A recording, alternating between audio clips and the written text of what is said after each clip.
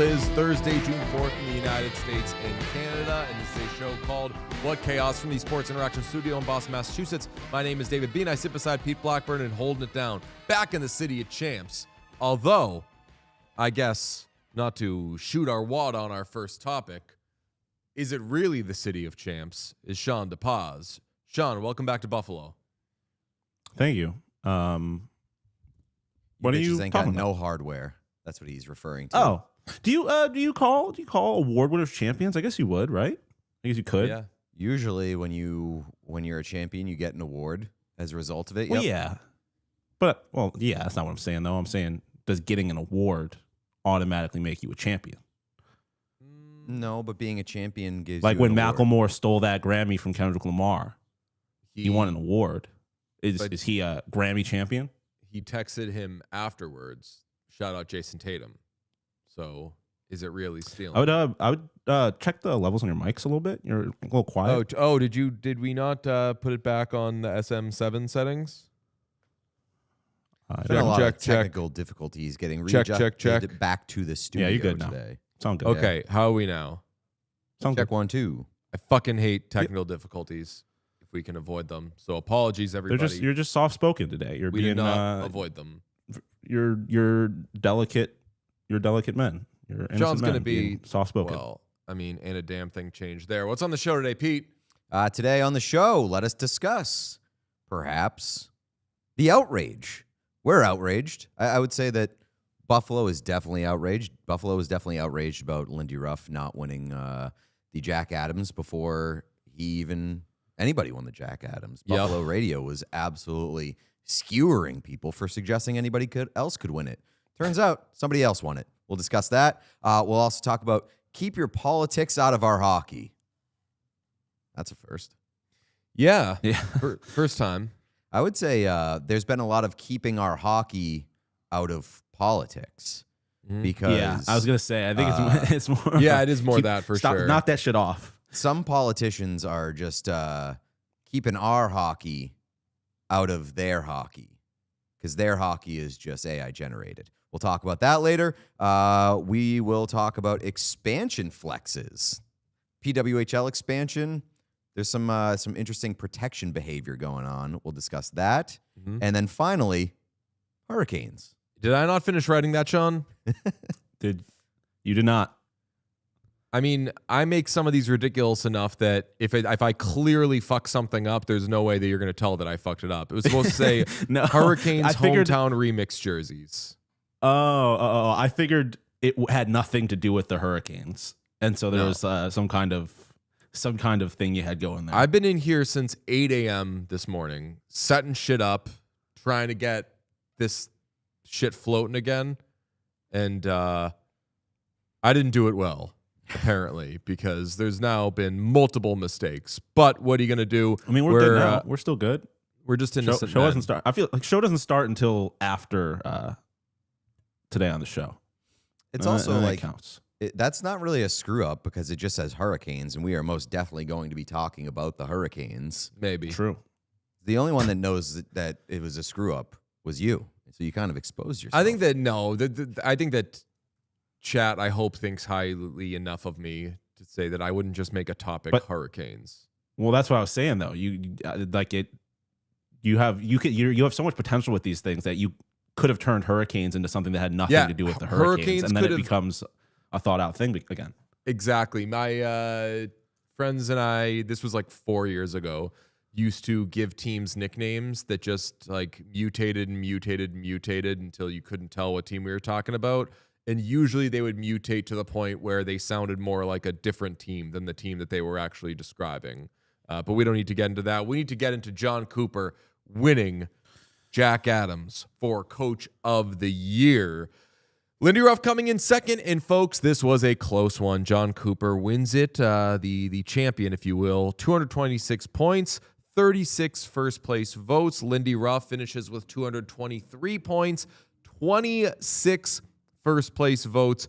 And the thing that stands out here is let me just do some quick math. 36 plus 12 second place votes for Cooper. That's 48. That's 58. John Cooper was on 58 ballots. Lindy Ruff, 26 plus 26. That's 52, right? Yeah. Not Yeah, a good math math. guy. And then you're getting to 67. So he's on more ballots, but just does not get a lot of first place votes. Dan Muse closer to the amount of Lindy Ruff first place votes than Lindy Ruff was to John Cooper first place votes. This confuses me very deeply, but Sean, I will give the floor to you.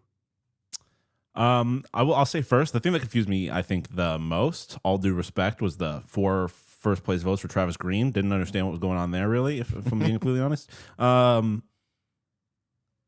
mean, you know how I feel about this.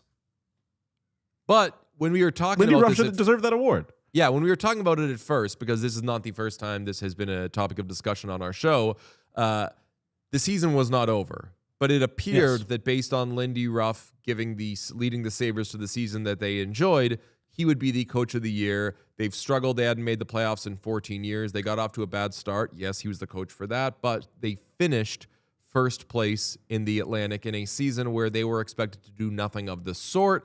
The Lightning finished tied for second in the Atlantic, where in a season in which they were expected to finish first or second in the Atlantic.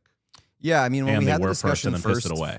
when we had the discussion before where it made its way to Buffalo Sports Radio, like I only push back on it being Lindy Ruff's and nobody else's. But what I did say at that time was if the Sabres win the division, it's absolutely Lindy Ruff's award. And like, I think that should take John Cooper out of it if Lindy Ruff beats him in his own division and that team wins. Where I'm just shocked that John Cooper wins it, and it just has the feeling of, well, he should have a Jack Adams by now, so we'll just pick this year to give it to him. This was not the year to just pick to give it to him because there was a clear person who deserved it more than him, and I think that clear choice was Lindy Ruff. And so I will say emphatically, Lindy Ruff was snubbed. Big time. And I tweeted it. I was like, I haven't really seen anybody give an actual argument, especially like any voters, give an argument as to why he actually deserves it more than Lindy Ruff. And I got a few comments being like, oh, well, look at all the injuries we had.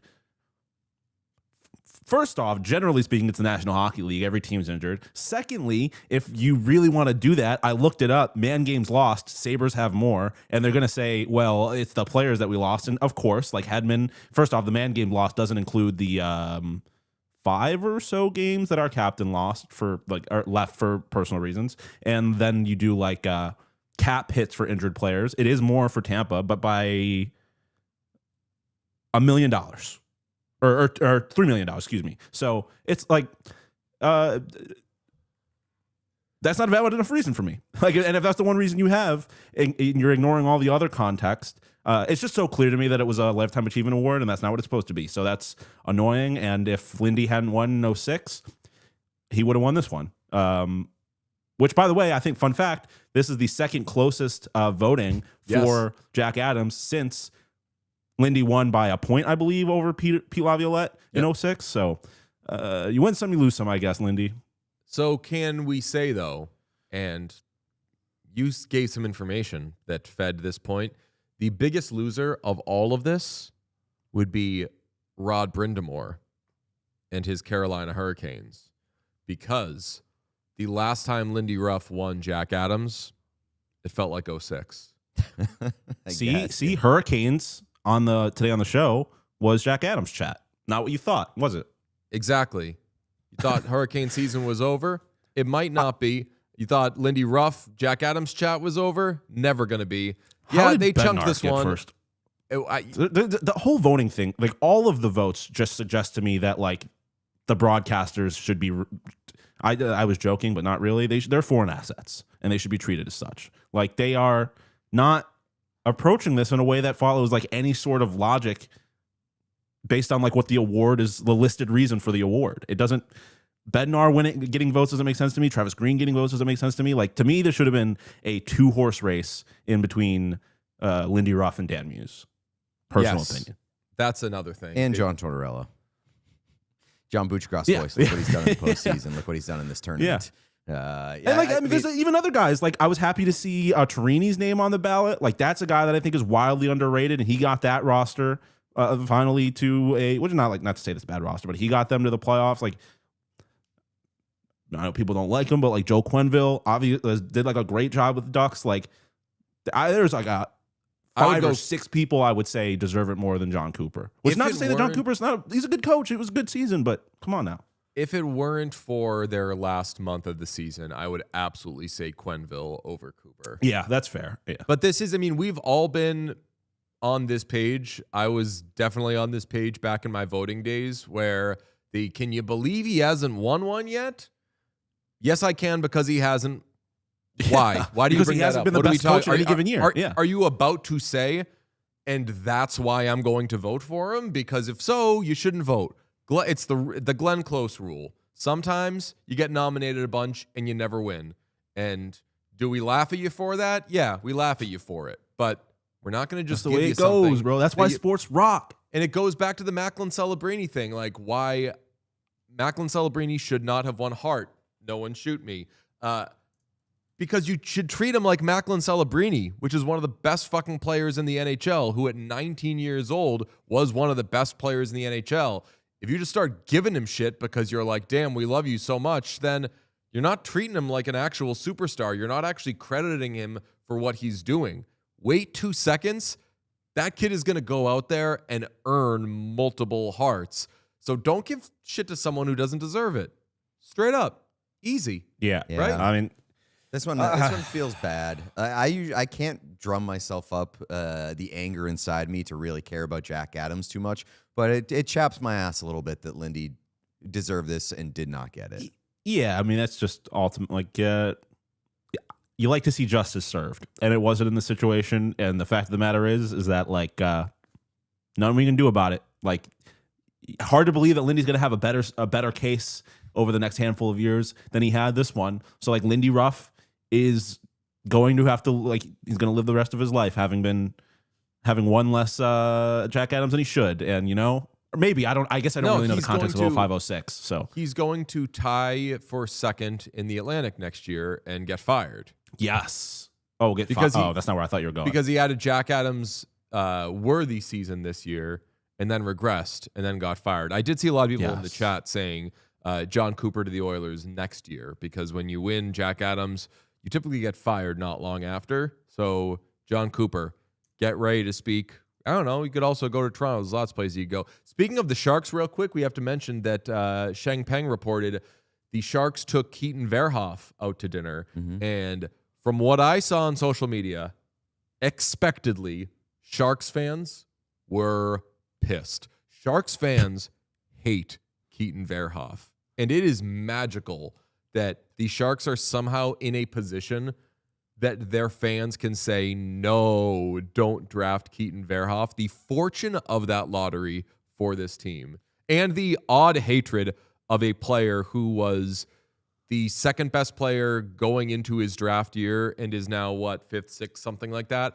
I need to tell people, whether you're new to hockey, whether you're old to hockey, whatever, they were rated highly their whole life and then they dropped in their draft year does not mean they got bad. And a lot of the time, those players end up being the best player in the draft. Shout out Jason Tatum. Yeah, I mean, why do Sharks fans hate? Do they hate Keaton Verhoff, or do they just want Stenberg instead? I don't know if they know. I'm in some playful fights with Sharks fans online. Well, I think that we've been painted as the guys who have been banging the Keaton Verhoff drum for quite some time, and especially which is true for the Sharks, because that seemingly is perfect for what that team needs. Yeah, and it is true that we've been banging the Verhoff drum because we've been told, and we've been keeping tabs on Verhoff for quite some time, and he's been an impressive player. And stocks may not be quite as high as they've been at certain points, but we're definitely not out on that guy. And I think that anybody who ends up with Keaton Verhoff is going to have a tremendous player. Okay, so I'm seeing some people in the chat saying we just really like Stenberg. I really like Stenberg too. And I'm not saying that you should like Verhoff more than Stenberg. I'm saying if Mike Greer, who's a good GM, takes any of those 4 players at 2, I'm trusting that guy. And like if you're taking Verhoff out to dinner, you're opening yourself up to the possibility of saying, who wants Stenberg? How bad do you want him? Make me a trade. And as long as we can take our guy Verhoff, we will maximize the value of this second overall pick. Yes, and on the, that's what the Celtics did with Jason Tatum. Right. So in whatever Jason Tatum's draft year was, the best player in that draft became Markelle Fultz, had a really good year at Washington. And Jason Tatum, who for years I think people thought would be the first overall pick in that draft, had a really good freshman year at Duke, but Fultz was flashier. People were really excited about Lonzo Ball. Celtics won the first overall pick and traded down to 3, and everyone was like, what are you doing? Why are you doing this? And they took Jason Tatum, who ended up being far and away the best player in that draft. So maybe Mike Grier is trying to do something like that, which is like, yeah, you know what? We like Verhoff. I think we can get him at 4. Hey, Chicago Blackhawks. Want Stenberg? Yeah, right. Want Reed? This is driving me insane. What? It's his job. Like it's not the only person they take out to dinner. Like, yeah, right. He's got the second overall pick. Mike Grier wouldn't be doing his job if he didn't take all the top prospects out to dinner. He should take Kevin McKenna out to dinner. Like, you don't know what the fuck's gonna happen. Like, McKenna said no. I think it's his. I don't know. Oh, did he? I will say, as a general, But they also took Carson Karls out. But I want to say, like, so they are. It's not like they're putting all their eggs in the Keaton Verhoff basket. Right. It doesn't mean anything necessarily. It's clear that they want D, they need D, and if you want D, I think as a general rule of thumb, take him out to dinner first. There you go.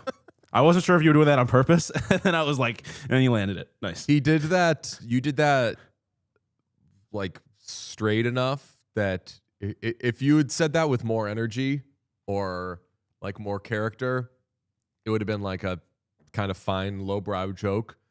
You did that like you were reading the news. Yeah. I was like, because like they do need D, and then you kept hammering it. I was like, what's happening here? Good one. Speaking of what's happening here, North Carolina politician Michael Whatley is up to a whole lot. Whatley, as Jerry Seinfeld would say. What? I'm dating a teenager, he would also say back in the day. Jesus Remember when Christ. Jerry Seinfeld was doing that? Don't you hate when your girlfriend has a science homework? Girlfriends are always talking about science class. What is... They're always doing homework. Look up this video of a guy on Halloween doing stand-up as Jerry Seinfeld complaining about his best teenage girlfriend when he was, I think, 38 years old. Anyway, Michael Whatley, who is a North Carolina politician, a conservative.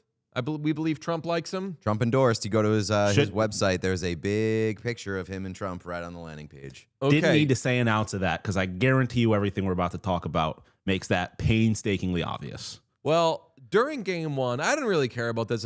I saw a lot of people getting mad about it. He posted a Let's Go Canes graphic, and it was bad AI, and it was someone that's not a real player. That's just somebody, and it says Go Canes. Shitty AI, whatever. But again, this to Sean's point, I would have guessed someone like this is doing kind of lazy, sloppy stuff.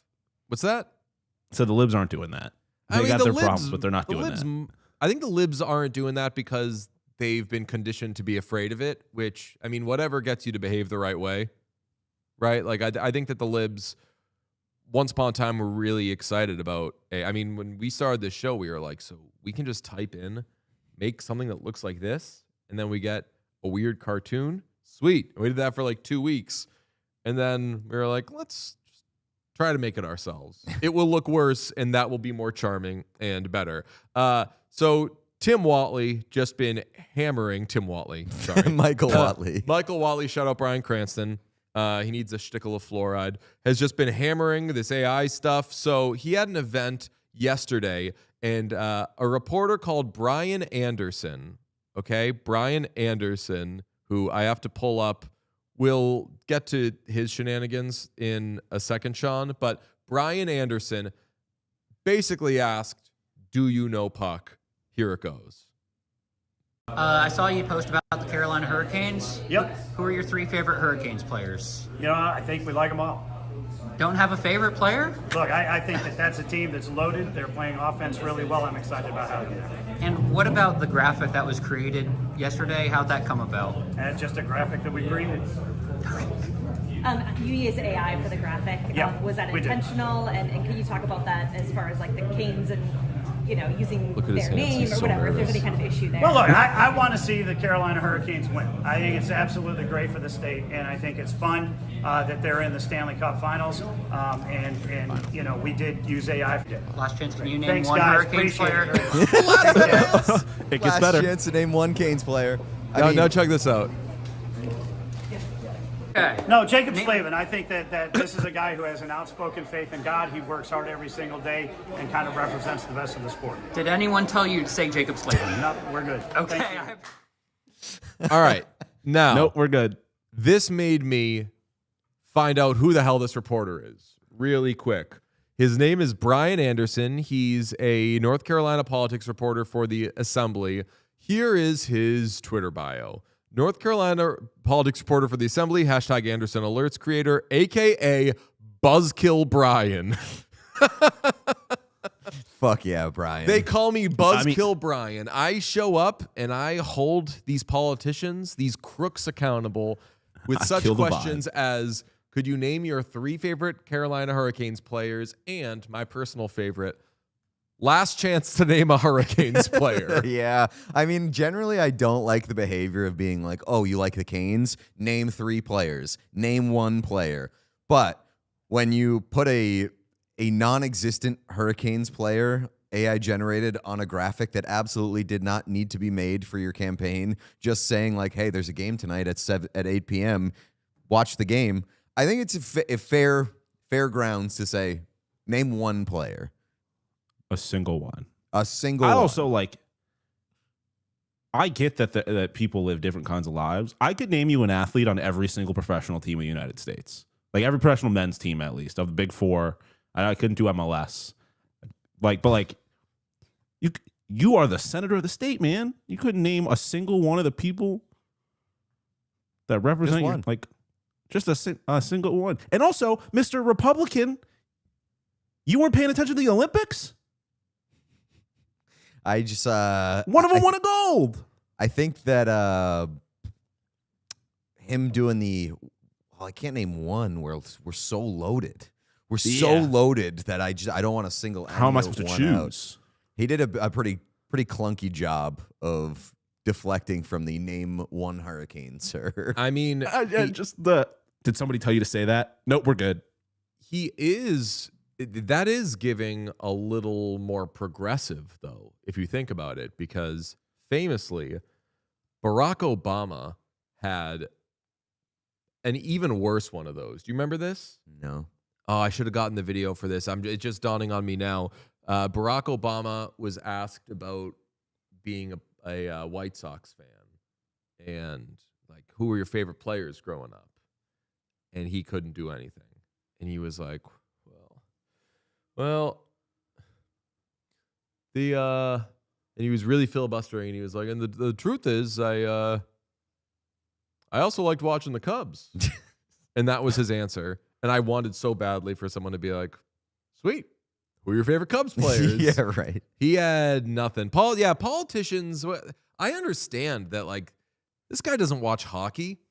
This guy probably doesn't watch sports. Maybe he watches football, if I were to stereotype him. But I don't know, normalize saying, hey, I don't get a chance to watch a lot of hockey, but I know the owner and it's a real great organization and et cetera, et cetera. You get yourself into trouble with, like, if someone asks me about a band, because I like talking about music, they'll be like, hey, do you know this band? And if I don't know them, it's very important that I fucking say, no, I don't know them. Because if you do I think I've heard of them, then they're gonna be like, okay, cool, so you've heard of them. So you know this thing. And then you just end up in a conversation where you are playing catch up the whole time.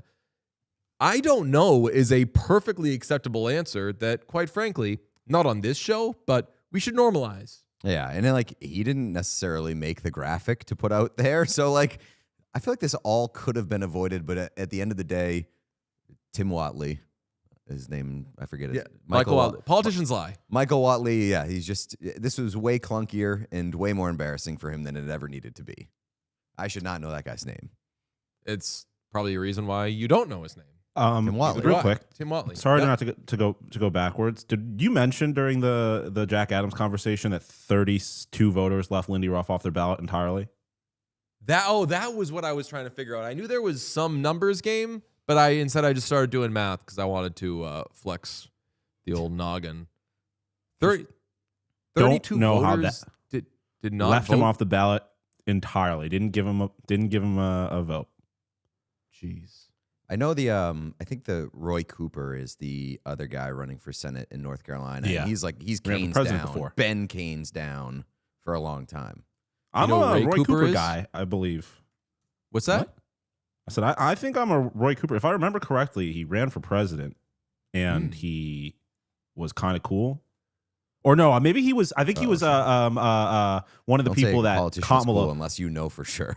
No, he was one of the people that Kamala was considering for vice president, I believe. Oh. I just remember him being like hot in the streets and looking into him and being like, I wouldn't be mad if this was the guy. Shout out Ray Cooper, prolific tambourine player. On the subject of people with some pull, dipping their toes into hockey, Pope Leo was gifted a Vegas Golden Knights jersey, number 14, by, who's this, you said? Mark Shunock? Mark Shunock, who we met in Vegas. Yeah. he is. He's like the in-arena host for the Vegas Golden Knights. He's pretty electric. He does a lot of work in Vegas and is a very nice guy. Met him a few times. Big fan. Okay, Sean, do you know that, did you get the audio for Obama? The audio for Obama? Yeah, I just sent the audio for Obama. Anyway, So- we don't have to do that right away. If you're the Pope, are you accepting that Golden Knights jersey? Now, I mean, he kind of did, I think. Do we have the video of that or no? No. Even if not, I think the Pope is accepting the Vegas Golden Knights jersey because the Pope is the biggest anti-AI person in the entire fucking world these days. He's putting out thousands and thousands of words on why AI is basically the devil. Really? Yeah, and now Oh yeah, he wrote an encyclical about it. It's like official like Catholic Church policy that like being anti-AI basically. Yeah, and if he's that staunchly anti-AI, he's only got one team in this series. Yeah, fair. I saw a good, Anthony Jeselnik had a good anti-AI thing, which basically summed up how I feel about it. I know that now it's kind of like, this is the latest like put out a statement topic, I think, which is AI. For anybody creative, like denounce AI. And Anthony Jeselnik was like, I know that some people can use it for like, hey, I have pain in my elbow, what's this, blah, blah, blah, and AI can kind of point you in the right direction. That's a way it can be useful. But he was like, in terms of any sort of ideation thing, like, I need an idea to do this, fuck that, out on that.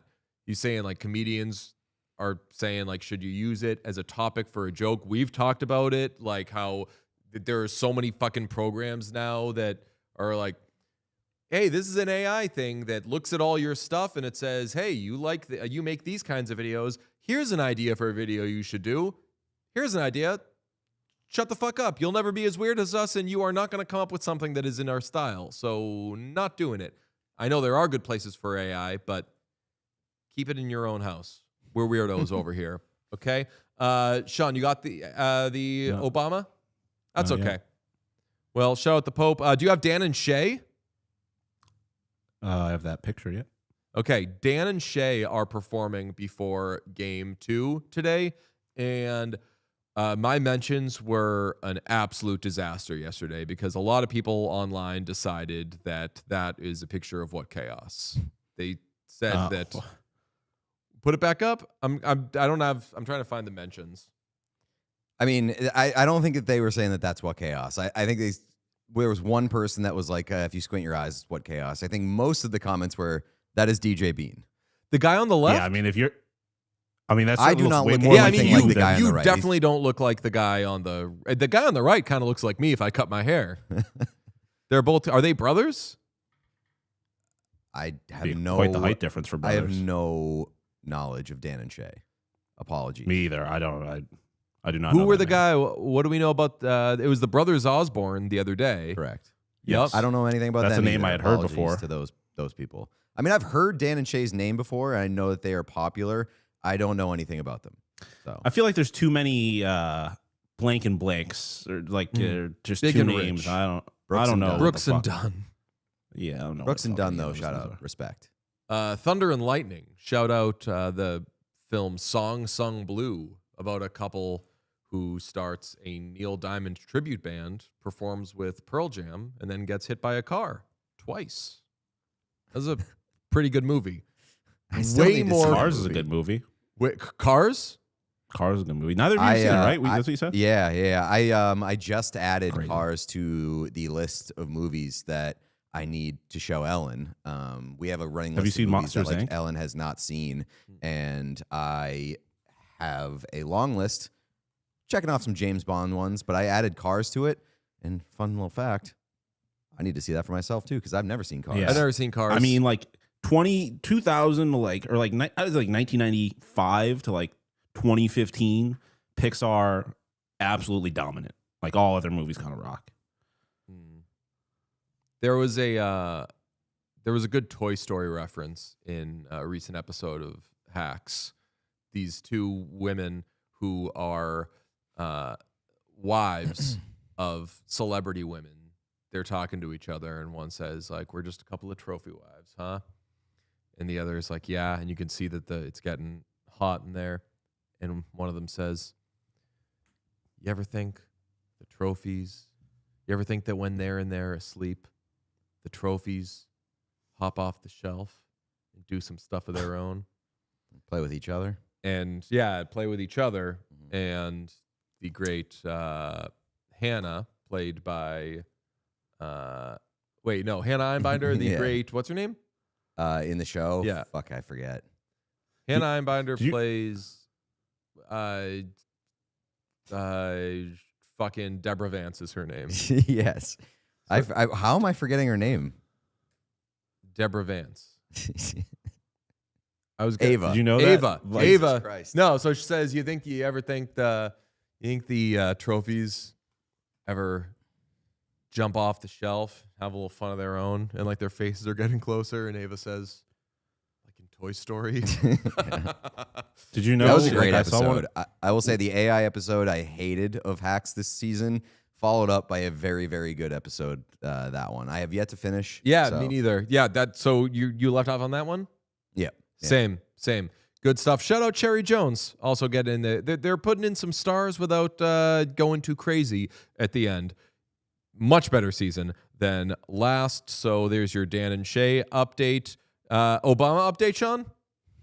Chat to Sure. Ava. This is embarrassing. It was embarrassing. Yeah, I crazy can't that believe- we're yeah. very tired. Yeah. So we'll blame tiredness. Give us Obama, will you? We do have to call you out on something, though. What's that? We said earlier you can take the president out of Chicago, but you can't take Chicago out of the president. You had to pull the Sox cap out, didn't you? Listen, I want the Nats to do well. I love them. It's great for the city, but I'm a South Side kid, and I've got to make sure that Jerry Reinsdorf doesn't get too angry with me. And having played with the White Sox for a short time, I know how the Cubs fans and the White Sox fans go back and forth. Who was one of your favorite White Sox players growing up? I thought that, the truth is that a lot of the Cubs I like too. But I did not become a Sox fan until I moved to Chicago. Because I was growing up in Hawaii, and so I ended up actually being an Oakland A's fan. But when I moved to Chicago, I was living close to what was then Kaminsky Park. Right. And went to a couple games and just fell in love. And the nice thing about the Sox is it's real blue-collar baseball. Right.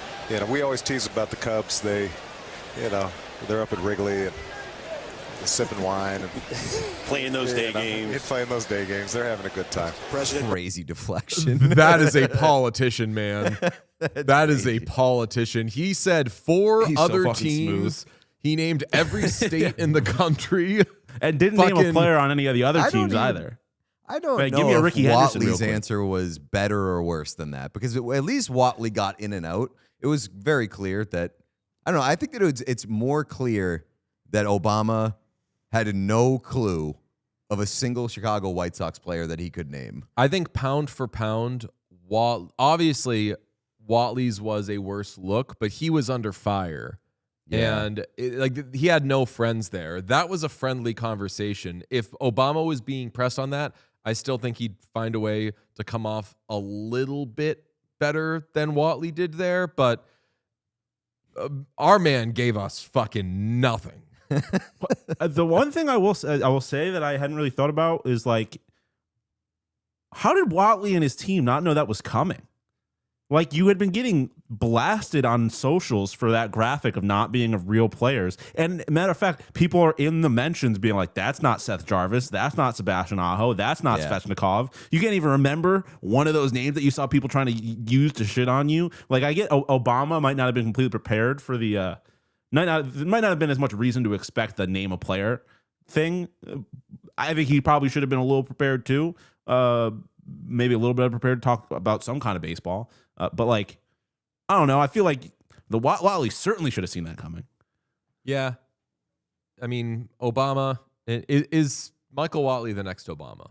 That's what many are asking. Many are asking. Yes. Many are asking. The NHL, and we didn't hit this yesterday, but it was revealed a couple days ago, the NHL is going to make changes to its All-Star format, and I know what you're thinking.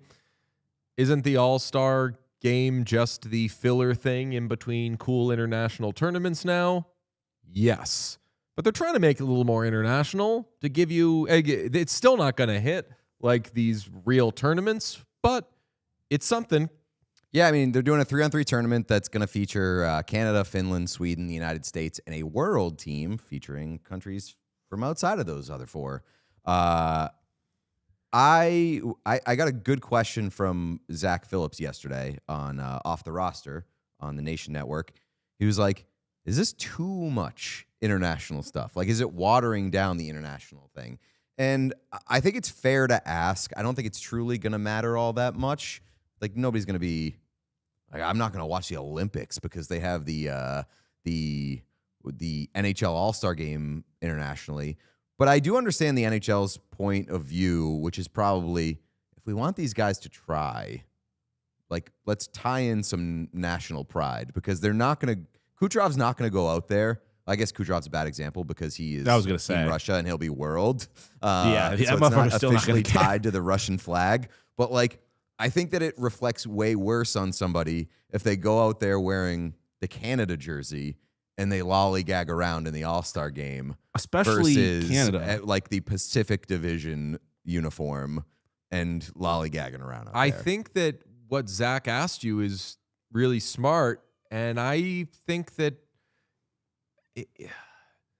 hopefully everybody in the chat knows what the hot tub effect is. It is when you, if you're in a hot frog tub, effect.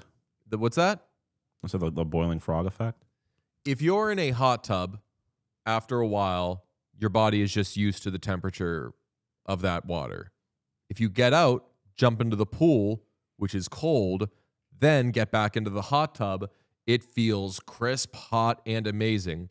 I use it to describe the phenomenon of intentionally making yourself ugly for a little while. So then when you go back to looking the way that you usually look, people say, damn, what happened to you? You look really good. Did you change something?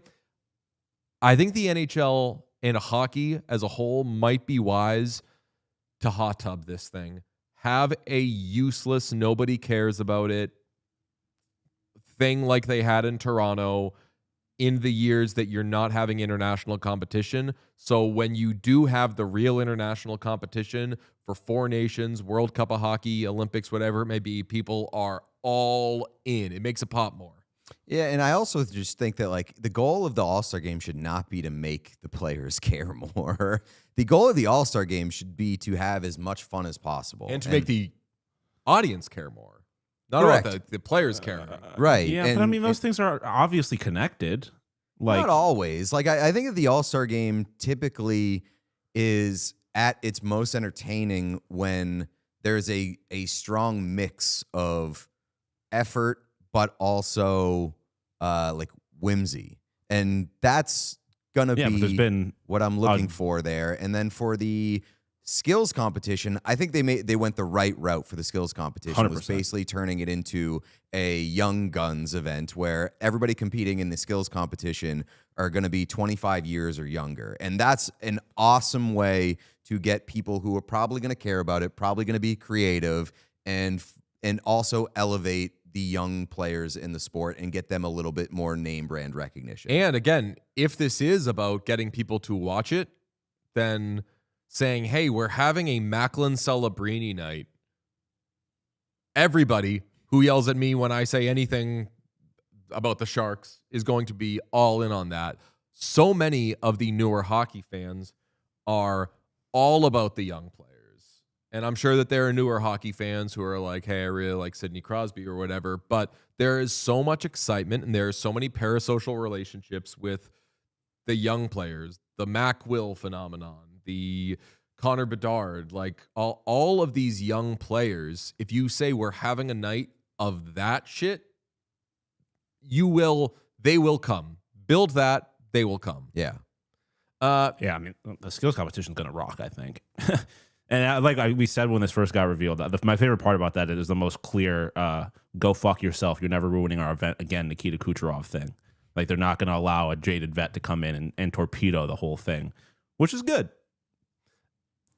The PWHL is preparing for its expansion process. Of course, there are 3 new teams, so yesterday was the deadline for the existing teams to protect 3 players each ahead of the upcoming expansion process. Basically, the bulk of the new rosters will be made up of players who are currently on existing teams. So the existing teams can protect 3 players and say, you're not allowed to pluck these players, and then the new teams can take other players off those rosters. It happened in the NHL, it's happened in the PWHL before, and it is set to happen again. Although I think this is different. Like, the rules on this one are... Yeah, this is more of an expansion process than an expansion draft. Like, because they have to, like, negotiate contracts still, and the players don't have to do it, if I understand correctly. Because, like, that was part of the complaints with the last 2, I guess. I've been doing some explain it to me like I'm 5. It's complicated. PWHL people, and have been asking around. But yes, just because you did not, I mean, I guess this is always the case, but just because you left a player unprotected doesn't mean that you are definitely losing them. And there are some mechanisms that make it more difficult to take certain players than others. But to put it simply, teams protect 3 players, and those players aren't going anyway. For example, and if you want to throw these up as I say them, Sean, the Victoire protected Marie-Philippe Poulin, Laura Stacey, and Anne-Renee Desbiens. There's the graphic right there. Pronounce that. Announcing it. Desbiens, I already did it. The Fleet protected Megan Keller, Aaron Frankel, and Haley Wynn. And you see the caption there. Protected at all costs with a lock emoji. Megan Keller, Aaron Frankel, and Haley Wynn are locked in and protected as part of the expansion player distribution process. Come back, Sean. How do we feel about player protection graphics? I mean, I understand the purpose of them, but I also understand what you're about to say to explain why you don't like them so much. I think it's kind of weird to be like, okay, good news, everybody. These 3 players are on our team, and you're using graphics and images that were already made before the season, where, like, when Megan Keller, if you put that back up, Sean, when Megan Keller was, like, taking the photo of her holding her stick out, being like, oh yeah, baby, she didn't know that was going to be used for, I'm still on the team. I understand, and the teams, when they have these things, do put out, like, you have to announce, and there is, the whole list is out there of the players that are being protected. But I think that not every announcement and not every social media thing has to have kind of the, like, oh yeah, you don't want to mess with us kind of tone, because ultimately, this is a sad day for all of these teams. It feels very MySpace top 3 where it's like, these are the 3 people I care about. The rest of you, fuck off. I don't give a shit. You're dead to me. Yeah, and especially when these are like the 2 examples I gave are very good teams with kind of loaded rosters. So, like, God forbid this happens, but the Fleet are like, oh yeah, we've got Megan Keller, Haley Wynn, and Aaron Frankel still. Hope no one takes Alina Mueller off our roster. These 3 are locked in. And I'm like, fuck, this is like, I don't think it's distasteful. I'm not mad at them. It's just goofy. I just see that. I'm like, it hits me a little wrong. Sean, what you got? It really didn't strike me as anything. I don't like. I don't know. You're like declaring who the stars on the face of your franchise are. That seems pretty graphic worthy to me. Yeah, I mean, like, I don't think there's any bad behavior going on here. It is just like a little goofy when you think about the inner workings of the expansion process, and then putting together this graphic and being like, these are my 3 besties. Ain't parting with them. My untouchables list. Yeah, I don't know. It just because the process is, I was going to say bittersweet, but it's not even bittersweet. It sucks. The process sucks if you are an existing team. You made your roster and you worked hard to put together a roster that you feel can go out and win you a cup, and now you can only guarantee that 3 of those players are staying. That sucks. I would screen grab like a iPhone notes thing and just be like, these are the 3 we're keeping. But to underscore how shitty of a process this has to be for existing teams, Sean, do you have the clip I sent you of Danielle Marmer, the Fleet general manager? Because the Fleet did leave Alina Mueller, who was one of the best players in the league, unprotected. Here is part of Danielle Marmer, the GM's press conference, discussing it. I told her, right away in that phone call, I didn't want her to wait and wonder. And I let her know that what I said to you, that there's nothing that she could have done differently for this decision to have been made differently. It strictly came down to the strategy and the path that I felt was best to move forward in rebuilding this team. I told her how much she means, I'm gonna get emotional, how much she means to this organization and this city. I told her I love her. And that starting now, it's the path to get her back here in Boston. Damn, that is tough. And I feel like the PWHL, obviously the growth of the PWHL has been very exciting and very rapid.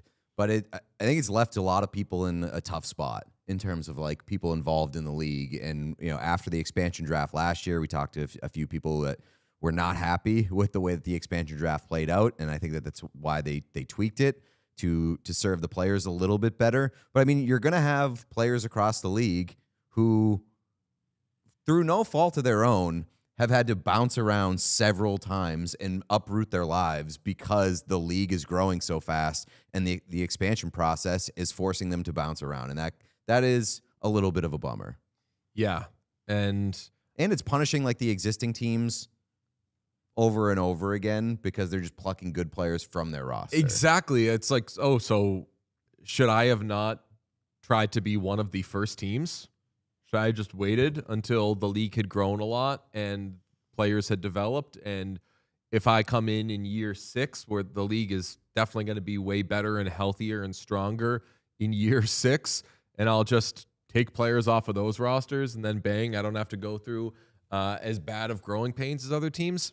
It sucks, and I feel bad for the existing teams, and I'm definitely keeping my fingers crossed that Alina Mueller stays in Boston. Obviously, dating back to college, has been in Boston for a long time and just kind of wears it on her sleeve. That would suck if they lost her, but I understand that. I also agree, like, I don't know what choice they really had. Teams are being very careful about protecting their goalies, and I think that Frankel was an automatic. Keller was an automatic, so it comes down to win, and Alina Mueller. I think I did see some stuff of Alina Mueller is one of the players that is like tougher to take because of this process, whatever the mechanisms are that are in place. Like, it's not a guarantee that Mueller is gone, but fingers crossed, because yes, fires will be set if Alina Mueller is no longer with the Fleet. I'm going to, what do we want to do first? Gifts or a Carolina Hurricanes hometown remix? Let's do a Carolina Hurricanes hometown remix. Let's save the unboxing stuff for the end of the show. Okay. Carolina Hurricanes hometown remix. Got some information on this one. Got a glimpse of what the uniform looks like. And the way I pitched it to you, Pete, is... what did I say? Did I just say you're not going to like it? Yeah. Okay. It's You're literally not the gonna only like information that I got. I think there's stuff about it to like, and I don't know yet if I'm going to like it, if I'm going to love it, or whatever, but I think that there is one thing that could really hold it back. Let's start with the good. We have said since we first saw the Strutton Stormy patch that is on the Carolina Hurricanes away jerseys. There's one back there. You know, Stormy's got the sweater on, going like that. We were confused as to whether that was actually Stormy. That patch is called, I believe, Strutton Stormy. Sean, you want to throw it up right there? We all know Stormy. How about that? Rocks. That is the centerpiece of the jersey. Yeah. Finally. Oh, I'm in. At long last. Well, are you in, Well, Sean? I'm very confused as to where we're going from here then, because I have been outspoken and that I love this logo. So if I'm not going to like the jersey, I want to know why, because we're off to a good start. Okay. It is a Strutton Stormy. I'm actually not sure. Something might be happening on... Oh, no, okay. I can confirm. I had one concern about the Strutton Stormy that has since been quelled.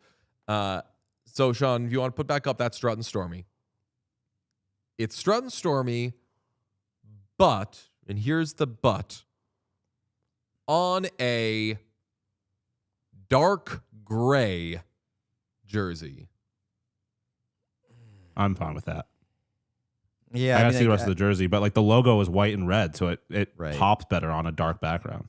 I can definitely understand that. I don't love it being on a dark gray, but call me when we have a look at the jersey. Okay, the rest of the jersey, I can tell you, is there is a set of stripes on the arms and bottom. So on the bottom, it's a gray stripe, a lighter gray stripe. Maybe it's a silver. Sounds like a lot of gray. A black now I'm getting stripe. confused. Yeah. Oh my God. Oh Okay. Jesus. We're getting weird here. A red Yeah, stripe. Hold on. I'm striping. So a silverish grayish stripe, a black stripe, a red stripe. Let's do another black stripe, and I believe that's the bottom of it. And then the sleeves do a thick red stripe. This is on like the elbow-ish. A thick red stripe, a black stripe, and then welcome back to that light gray, silvery type stripe. I This is am all really very holding out hope. confusing. Yeah, I'm really holding out hope you're doing a bad job explaining this, because this sounds like a mess. Let me see this. Hold on. That thing looks... So like... Can I say? I don't like it. I thought I was gonna not like it, and I thought I was. I think the reason why Pete wouldn't like it is because. Could we say it's like Uncanny Valley is having a big moment where something seems so human, but it's just not quite human. This is so what we've wanted for a Hurricanes jersey, but not quite. It feels like it has a vibe clash where the Strutton Stormy logo is very collegiate. It's very kind of vintage. And I'm not asking them to do a faux back uniform because I famously don't like those. But when you've got a very vintage looking logo, you kind of have to match the vibe with the jersey. And doing a modernized dark gray jersey looks pretty strange to me. Yeah, Like I feel like you can get away with a faux, quote unquote, faux back if it's like referential. And like obviously this logo is very like NC State inspired. So if you're kind of doing like old collegiate vibe, because that's what this is, I don't think it is insulting in the same way as just doing a faux back because you're the Vegas Golden Knights and you're in the Winter Classic, so you have to do one. I will say on the mock-up that we have here, the C is like the C worn on it's like Stormy's sweater on that logo. So like the captain C is that logo. I mean, that would be such a massive miss. No, it isn't. Let me see. It's not. Well, I mean, it's a version of it. It has the The flags? the flag thing. Oh, that's in all there. I need, yeah. But yeah, like taller, different colors and stuff. That's more of like it's not as like collegey looking as the thing that's on Stormy there. But I think that this is, again, like I'm not happy that this is how they did that jersey finally, but I'm glad that this, like, I'll say that I like this about as much as I like the Blue Jackets Stadium Series jersey a couple years or last year, where it's like it's got a thing that I really want. It's not perfect, but it's like I'll be into this. I grew to love that jersey. I wish they would lean more into the collegiate thing. Like, I just think that's their vibe, and it's cool. I will say, kind of a stunning lack of like Strut and Stormy merch, I would say. And I get that they were a little more, they were using some space on final stuff, but like if this encourages them to use more Stormy as like front face of their branding, I'm not going to be upset about that. I do think that the Hurricanes have overtaken the Dallas Stars as the team that has the biggest identity crisis in the entire NHL in terms of its aesthetics, and this isn't going to help. This is not helping. I feel like the Hurricanes have a pretty significant identity crisis that they need to consolidate and figure out and move forward with some sort of consistency. Yeah. Wouldn't also hate the Hurricanes getting into maybe a new red jersey at some point. Would not that's hate my that thing. happening. It's like why do they seem so anti-red now? Like, I don't know that they I mean, they wear those red jerseys quite a bit during the regular season. Like, they have a pretty nice split between the black jerseys and the red jerseys. And it's just like a matter of preference, I think. But I don't know. I prefer the Hurricanes logo, like the circular one, and I prefer the red jersey. I wonder if they'll fully colorized, not the like the two-tone shit that DJ has behind him. Like, I do not like that. I wonder if they'll have a new home jersey as early as next year. Oh, is that a... No, it's a wonder. Okay. Shout out Natalie Merchant. I mean, they probably will because they change a They have jersey one basically every year. And last year they changed the road jersey. Carolina would be the first. They're very collegiate in the way that they change their uniforms new jerseys way every more year. than they should. Shout out Northeastern University. Shout out Alina Mueller.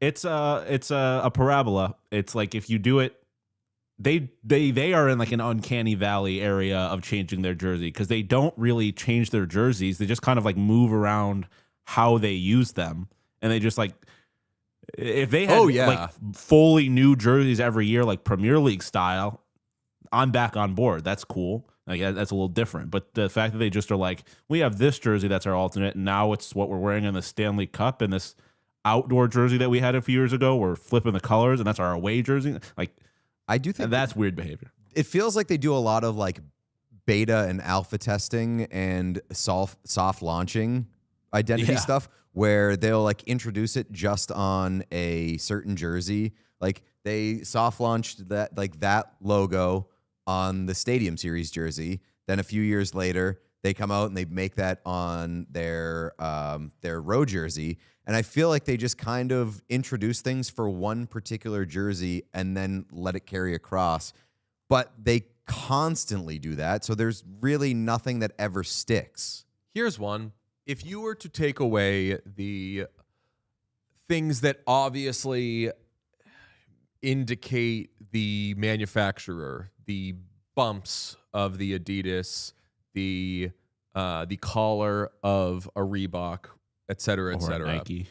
What teams' jerseys do you think would be the most difficult to pinpoint when they were from? Because the Hurricanes and the Flyers are coming to mind in terms of like, yeah, that looks like a Flyers jersey, but as I'm looking at this Flyer jersey, I'm imagining it's the only Flyers jersey that's ever been made. And then you show me a new one, and I'm like, oh, no, wait, is that their current one? No. Hurricanes at least have the Strut and Stormy, that it sounds like the word of the day because we just learned it. But like Strut and Stormy at least indicates that it's the newer one. Like if you see that, you could say, okay. But other than that, I think that both of you have kind of circled around it, that the Hurricanes just kind of mix and match the same things to the point where you're like, that's not the jersey you've always been wearing? Well, I will say that like the white one certainly does not give that vibe. Like the white one seems like it belongs outside of the Stadium Series. And the black one too, I think, is very modern with all like the monochrome patches and stuff like that. That definitely, but it is just like that was their alternate. Like these were jerseys that were for other things, and now they're using them as their like primaries. And that is a behavior I'm not exactly a fan of. Teams that don't change their jerseys don't count. People said the Red Wings or the Canadians. I know that like subtle changes have been made, but I might even throw the Maple Leafs in there. Or although I think I could tell the difference between some Maple Leafs jerseys, but like teams that don't really change their jerseys at all don't count. It's the ones that just barely move a little thing, and it really fucks your brain. People How say do you that feel about about the the Bruins. Bruins? Yeah, people say that about the Bruins. Bruins like, I could do in my sleep. Yeah, and maybe it's because But you can tell what time here. they're from. Yeah, maybe it's because that's our local team. But I see significant changes in Bruins jerseys. I certainly do. I don't know if I think I pushed back on that suggestion when their current ones got released, where it felt like, but first off, their current ones I think might be the best full-time Bruins jerseys ever. Like I think they are very, very good. And the Marchand, Bergeron era, Chara era black jerseys are so bad to me now in hindsight. And they do look like distinctly kind of 2000s-y to me. Okay, this is going to be my favorite part of the show because we've got gifts. And by we, I mean we, Sean and I, it's ain't a gift part for, of this. It's a gift for everybody. No, we don't. Unless we want to claim some of the stuff. One of them was sent to me, but that's because I was coordinating it with somebody. But these are there's both multiple gifts for gifts? Pete. Yes, these are both gifts. I thought you were saying for Pete. that it's gifts for us too, because the last handful of times Pete's got gifts, he's hated them. Sean, can you And do it's me a been funny favor? for us. Pull up a wheel for me, my guy. Oh, boy. It's been a while. A wheel? Yeah, because I don't know if we opened the gift from Young Gritty or the gift from Jacob. But I think that... Do I know Jacob? No, not that Jacob. Oh, okay. Okay. A different unknown Jacob. Actually, can you make a third wedge that says... Ooh, hello? Yes, hello. Could you make a third wedge? The wheel is fucking... the wheel's dead. The wheel can't work. Oh, damn The it. I wheel's was going to say... throttling I was going to say make like 10 of them. Make it Jacob, Young Gritty, Jacob, Young Gritty, Jacob, Young Gritty, Jacob, Young Gritty. And then DJ gets to pick one gift for himself, and Sean gets to pick one gift for himself. And that way, we would either determine how Pete opens his gifts or whether you and I get to steal one of these gifts. Sorry to divert real quick. Evan just sent us something, and I cannot wait to read it after the show today. Mike Harrington has posted his column on the Buffalo News about Lindy Ruff being snubbed of Jack Adams, And this is the tweet describing it. My column on the utter fiasco of the Jack Adams Award. NHL broadcasters blew it with terrible groupthink to deny Lindy Ruff. John Cooper has no business touching this trophy in 2026. He frittered away an 8-point division lead to the Sabres after the Olympics. Mike Harrington, you are a grouch, and I love you so much. That tweet is better than anybody else's column about the Jack Adams. He's got an additional column coming. Oh, it's like that place in Chicago that when you're waiting for your breakfast, they bring you a donut, and you're like, Lou, not Lou Reed's, and Lou Reed. I don't think it's Lou Reed. Lou Will. It would be cool if Lou Reed Lou was in the breakfast business. Damn, I Buffalo forget the people name are of that so place. mad. That place is great. I love that place. Chicago breakfast. Lou Mitchell's. I was close. Nice. Lou Mitchell's. Shout out the Velvet Underground, famously. Okay. Sean, do we have the wheel?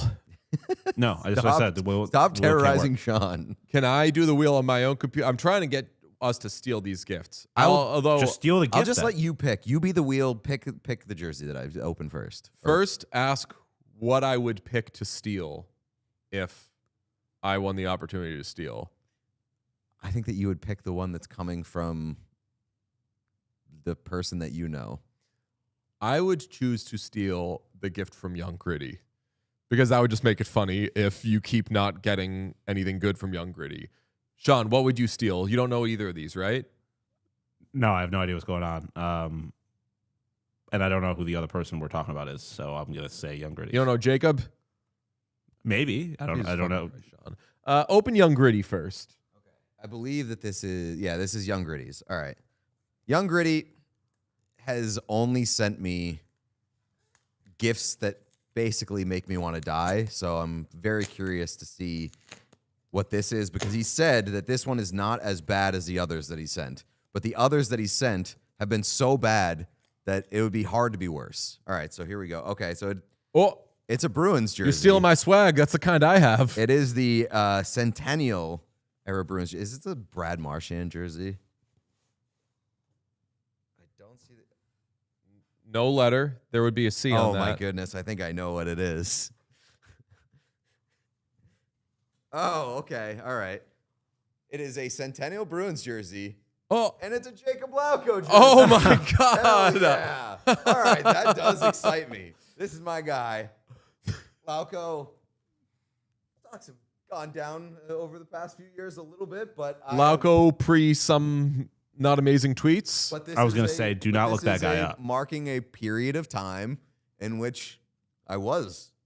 He had a jersey to wear that day. Time, exactly. At that time, all I knew about Jacob Lauko was Lord of the Rings and video games and hockey and exactly a movie that he watched. So I'm a big fan of this. Thank you very much, Young Gritty. 1 for 4 at this point. Very much. 94 is such a good number.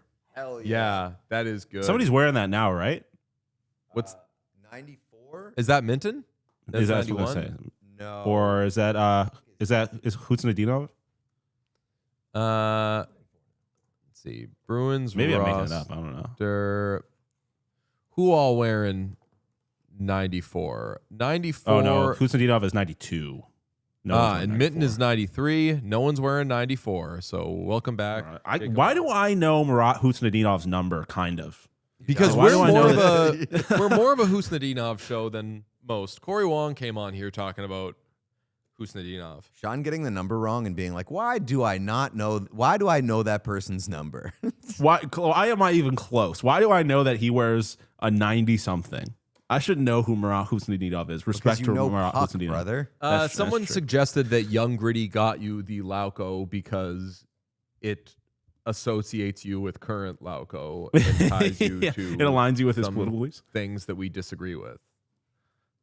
And it keeps the bit alive. Honestly, it's a pretty good way to keep the bit alive while also giving me something that I do appreciate. All right, so this is a gift from Jacob. Who's Jacob? Jacob? Oh, he's this guy who wears funny pants, and he's like, oh, if you stand over there and you sing it, go, doo, okay, that's a G sharp. And now I'm going to make the whole audience sing Coldplay. Look, ooh, how magical. Jacob Collier. Okay. My impression of Jacob Collier. Okay.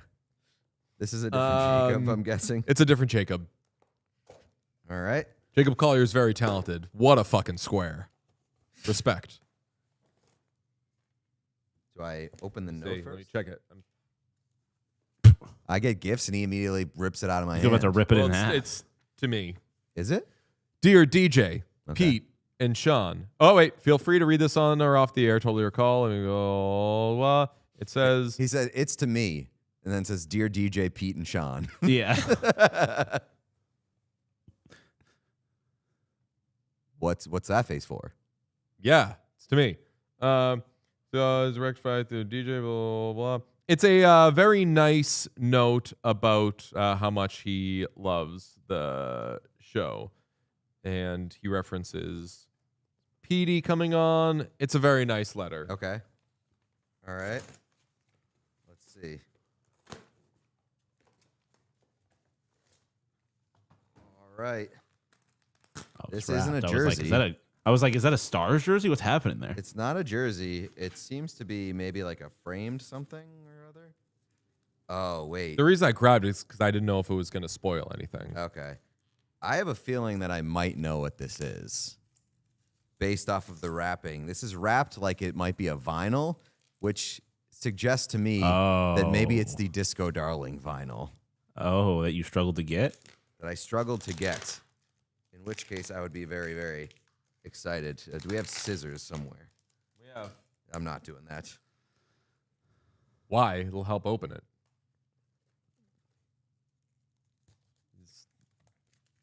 It's definitely the move. All right.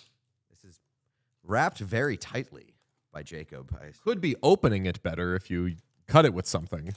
I mean, I could if we had scissors or something. Just use this. You can just go like that with it. I don't know what I thought you were suggesting he used, but I did not think it was a the roll of serrated tape. edge of the Yeah. Scotch tape. No, I mean, it clearly worked. I just did work. had never didn't think about it. Sort of. All right. I think we're good. And it is. Hell yes. Hell yeah. Disco Darling. Jacob, you are my savior. Thank you so much. Fuck yes. Hell yes. Didn't get it on Record Store Day. Oh, yeah. Amazing. Bullying works. Yes. Isn't that the best? Yes. Hell yeah. Shout out Jacob. Jacob, what a hero. I love that so much. Fuck yeah. Thank you. Thank you, Jacob. Then thank you, Young Gritty. What a good day of gifts. Great day of gifts. We can give you one more gift tonight because we've got our Chaos Parlay on Sports Interaction. Every game is your game when you bet with Sports Interaction. Bet the action on every period, every shift, every shot with Canada's homegrown sportsbook, Sports Interaction Ontario, only 18+. Please play responsibly. Hurricanes gonna bounce back tonight. And it's weird to say they got to bounce back when you think of how much they dominated that first period, but sometimes you play really well for a little bit, still lose, and then you need to bounce back. So we've got the Hurricanes bouncing back with a win. They haven't lost 2 in a row all postseason, famously. Taylor Hall scoring a goal. He's been a dog this postseason. And if you're going to bounce back, you need the players who need to bounce back to bounce back. So we've got Sebastian Aho registering a point. Okay, I like that. Yeah, I mean, we talked about Sebastian Aho absolutely needs to get his shit together and kind of put a stamp on this playoff run, and I don't feel like he's done it enough to this point. No. I didn't see. Did Brindamore call him out? I saw people saying that he called him out. And I was like, I bet he didn't. He probably said we need more from those guys. Yeah, he probably said like we need more from our top line, and they absolutely do need more from their top line. I hope Aho is the guy who sparks it because he's got some questions to answer. Every game is your game when you bet with Sports Interaction. From puck drop to overtime, bet with live odds on every play with easy deposits and payouts. Go to sportsinteraction.com/whatchaos to open an account. Ontario only 18+. Please play responsibly. The slate is Game 2 of the Stanley Cup Final. Vegas Golden Knights at Carolina Hurricanes at Lenovo Center, 8 p.m. Eastern, United States and Canada. You can catch it on ABC. The Cup will no longer be in the building. The Cup pulled an us and said, fuck this. Doing one game and then getting the hell out. I don't know. I think they had Pritch's like the hotel media room? party yesterday, so the cup was in that building. So it might still be in Raleigh. True. Yep. It's maybe just in the proximity of the building.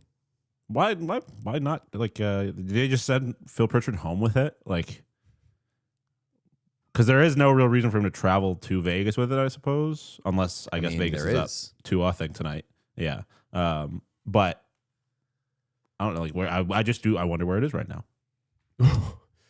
We just got a super chat from David Carlson. So what better time than to begin the super chat program of the show? David Carlson says, sorry for the absence. Chaboy been traveling. Happy birthday, Sean. David Carlson. Happy birthday, David. Happy birthday. And are you okay? A lot of Dua Lipa to this David Carlson. What do you mean? You haven't heard the thing of like Dua Lipa is just always on vacation? Good for her. Yeah, it's very nice. Also, congratulations to the newly married Dua Lipa. Wedding bells for Dua Lipa. Right. Eli Dante says, donating to Sean's well-being fund. Emily Black says, any Rex to go watch Game 2 in Boston? Yeah, I've gotten some like questions about hockey bars in Boston. Any bar with a TV in Boston can be a hockey bar for you. But if you want big screens and everything and you want to be near the Garden for whatever reason, Banners, but Causeway's pretty good too. I like Causeway a lot. Yeah, I feel like Banners is the safest, most accessible. Like, you're guaranteed it's going to be on. There's a lot of space there. It's there's not a lot of. It doesn't have like the character of say a dive bar or something like that. Like Sullivan's. It's very. Wasn't somebody just shot at Sullivan's? What's that? Wasn't someone just shot at Sullivan's or like right outside Sullivan's like last week or something like that? I don't know. I don't think I've ever gone to watch something at Sully's. I've just always had it as a like pregame thing. Meetup. Yeah. Did you watch Did you watch the game last night? By the way, I did, and it was awesome. I am absolutely in on that series. This series I'm is gonna going to fucking watch rock. that wire to wire. I feel very. The Knicks are so I feel cool. amazing that I'm excited about both the Stanley Cup Final and the NBA Finals after Game 1 Knicks because Game are 1 was so of the Cup likable, Final man. was so good, and Game 1 of last night, like Wemby is a freak. Everybody already knows that, but wow, as somebody who I don't know if I've ever watched like a full Wemby game, that was an experience. Oh, brother, he is different. Forgot to tell you lot, speaking of watching things, and we'll remind you again at the end of the show, we are going to have a little watch party for Game 2. So you can stream with us at, we'll go up a little, actually the game will probably go up a little after 8, maybe 8 on the dot, but we will watch Game 2 of the Stanley Cup Final here. We'll have a TV. Sean will hang out, and we'll do what we've done the last couple of postseasons. Not going to be something that we necessarily do for every game, but when we do it, we will shout loud, and it'll be a party. Eli says, okay, love the shirt, Pete.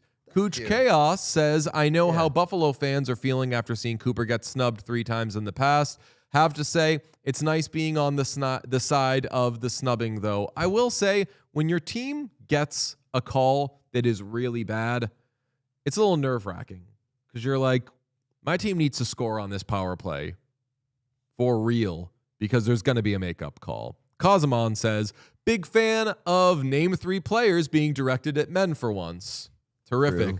Paula La says, important context is his popular opponent is an actual hockey fan, like goes on local sports podcast and the NC State UNC club hockey game. That's Roy Cooper, right? Because I remember seeing Roy Cooper tweets during like previous Canes runs, and he was tweeting about the game.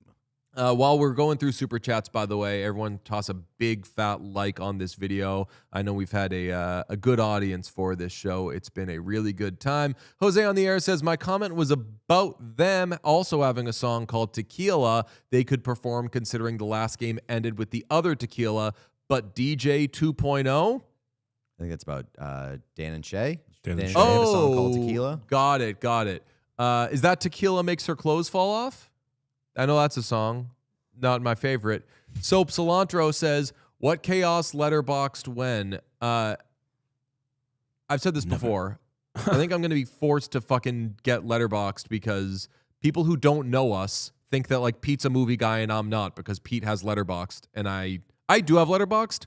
I don't use it, but I watch every fucking movie. I have thoughts on every fucking movie, but I just don't post it. And that's not a shot at anybody who does post it. It's just not my movie watching routine. Maybe at some point I will get active on there, but so far I have not. But Pete has one. Tokyo Tony says, what is Biden's plan to get Tom Wilson's lawyer and Tom Wilson Glazer in a room? I don't know what that's all I about. think we have two chatters with those names. Nikki Wiesna says, Britta Curl to PWHL Vegas. Let's make Vegas the most hated city in hockey. Balra Boogie says, PWHL Detroit Rock City. I like that a lot. They grab Abby Rock. That'd be cool. I'd get that'd be a very Carolina Hurricanes team store t-shirt coded type thing. Definitely. Except that's actually your nickname. Caleb says, should the All-Star Game be 25 years or younger? Cooch, Crosby, and Mack are older and don't need more hockey, especially with 84 games now. Well, I don't know if Sidney Crosby's going to go to them because he famously doesn't. He just skips them. I also just think that the All-Star Game should be the All-Stars. That's kind of, if we're doing 25 years or younger, that's not a full All-Star Game. I think the worst part about the All-Star Game is talking about the All-Star Game and how to fix the All-Star Game. I think that's like most of what the All-Star Game brings to the table. Gabi says, are we going to get any vlog-style vids from the North Carolina trip? Also, can't wait for the player interviews. I'm sure you were your beautiful, weird selves. There will be a Pro Shop Wars that will go up right when this show ends. So check Instagram, Twitter, wherever. We will post that like in the minutes after this show ends. Abby Zoe Tui says, thanks for the stream today, guys. Just had my wisdom teeth out yesterday and I need the distraction. So excited for PWHL Detroit team. Cat Walzilla says, crossing my fingers that Mueller, Eldridge, and Tapani stay with the fleet. Save the pink scrunchy club. Lemon Ventures says, further filler year all-star ideas, 35 plus versus under 25, 6'4 plus versus 5'9 and under, or only goalies. I'll do that last one. Legitimately love an only goal. Like you get Andre Vasilevsky out there trying to dangle people, or no, you know who you need to get out there? Joey Decord. It's like no, well, yes, but Akira Schmidt. Yeah, that guy. Just go. Famously healthy and on the Carolina or on the Vegas Golden Knights, which I knew. That guy built for that. North-South player. That North-South goalie. Yeah. Hey guys, it's Tokyo Tony here, says Tokyo Tony, and I personally want Vegas. Hashtag smooth off. David Carlson says, sorry for the absence. Your boy been traveling. Happy birthday, Sean. Luxury Trash says, God is great, and so are the New York Knicks. Claire Bear says, shout out to my PWHL compatriots here. Let's all take care of each other over the inevitable trauma of the next few days. VD says, according to the Antifa stat truck, Knicks are 9-0 since Karl Anthony Towns appeared in Devil Wears Prada 2. Huge. I believe Love that. Tom love Wilson's Cat. lawyer says $2, to which Jacob sent that gift. Shout out, Jacob. It was cool, Jacob. Gabi Nicole says, hope the no means no chance continue tonight. Tokyo Tony says, Sean, show Cat. Don't tell that man what to do. He can do Phrasing. I don't get to control baby. She decides to make an appearance. She was back there at one point. I'll tell you who shows Cat. Devil Wears Prada 2. The New York Knicks. Yeah. Stacey Faye Wright says the best way to fix the All-Star Game is to bring in Shane Hollander and Ilya Rozanov to do the accuracy shooting. Yep, I like that. They can celebrate goals, and then Hollander's dad can be like, they were celebrating a goal together. Of course. Gay guys. One of the best parts of that series. Very excited for Game 2 tonight. Very excited to stream and very excited for all of the fun we're about to have. Yeah, we'll be there. We'll give an exact ETA-ish, but it'll be when the games. I mean, the game started at like 8:45 now. They say that they're at 8, but we'll keep an eye on it. We'll keep an eye out, and we'll watch the game together. It will be a lot of fun. Talk to you then. Goodbye. Thank you, Jacob. If you enjoyed this video, please subscribe to What Chaos here on YouTube. You will get everything, daily episodes, player interviews, and so much more. It's all here on the What Chaos YouTube. Hit subscribe.